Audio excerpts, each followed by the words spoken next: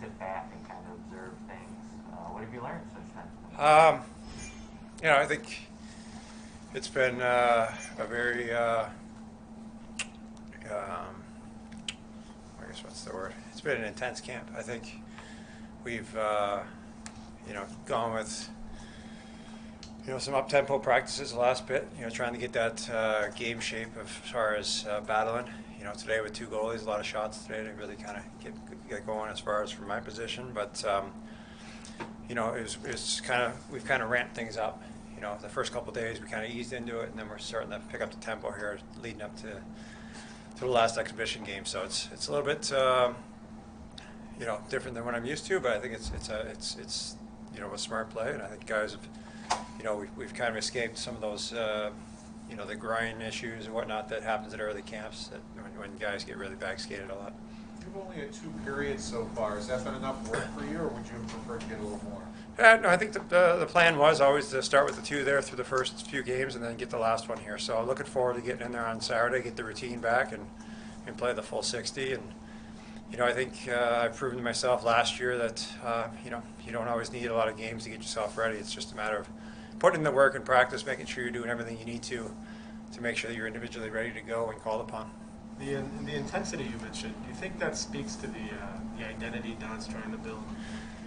Yeah, I think the coach's job is to find out what type of players you have and what their strengths and assets are, and try to maximize those. And I think he's done a great job as far as trying to teach as much as he can to the guys. We got a young team, and there's a lot of times to grow and mold the young players into the players that they need to be. So there's been a lot of teaching, and a lot of the message has been play hard, play physical, play play with enthusiasm.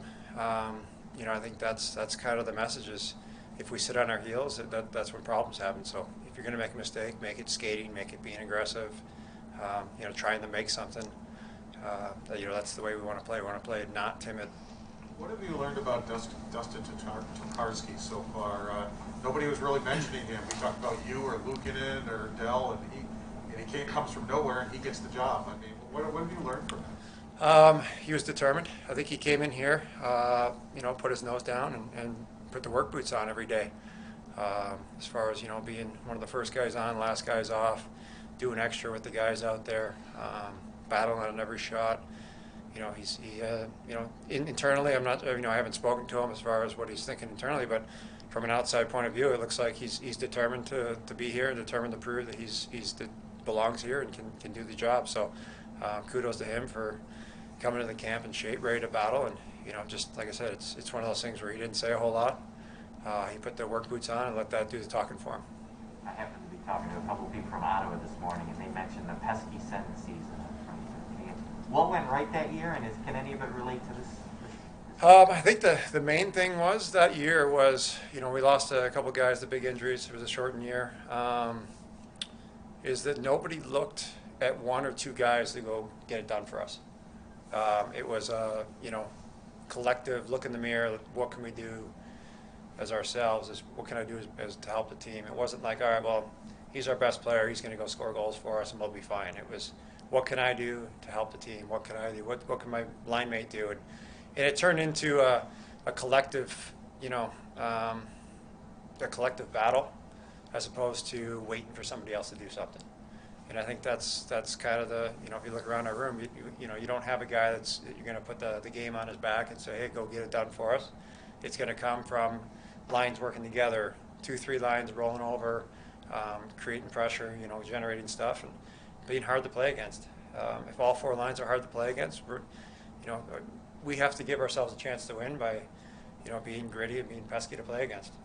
What have you learned about Kyle being around him in a few weeks? I mean, obviously he has an enthusiasm just for being at the rink and so forth. But what have you just learned about him just as a guy? He's a good pro. I think he comes here with a smile on his face, ready to work, and he's out there pushing each other, pushing himself and the other guys to be better. And I think that enthusiasm, comes when you get a little bit older. Sometimes when you're young and you got the enthusiasm, then things don't go your way. You kind of get into that shell and you kind of pout a little bit. But as you get older, you understand that hey, like there's going to be tough days, going to be good days, and The only thing you can control is your attitude. And if you control your attitude and your work ethic, then good things happen. And like that's a perfect example of a guy that comes to work every day and makes sure that he's doing it right. And if he's doing it right, it forces other guys to be doing it the same way. Is that right? Thank you. Thank you.